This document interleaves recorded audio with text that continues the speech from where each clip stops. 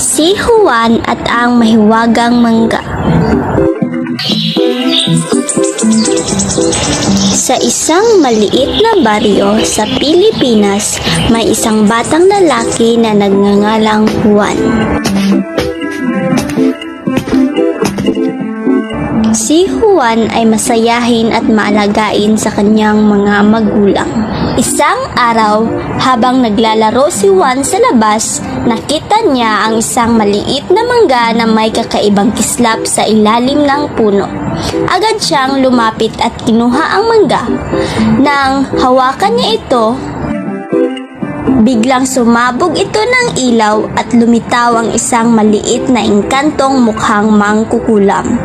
Bilang kabayaran sa iyong kahilingan, kailangan mong tuparin ang 3 hamon na ibibigay ko sa iyo. Unang hamon, magtanim ka ng 1,000 butil ng palay sa loob ng 1 linggo.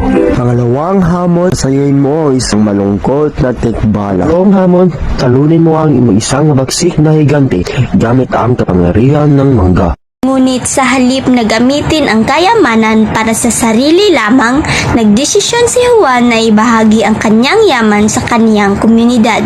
Sa wakas, natutunan din ni Juan na ang tunay na kayamanan ay hindi lamang sa material na bagay, kundi ang pagmamahal at kabutihan sa kapwa.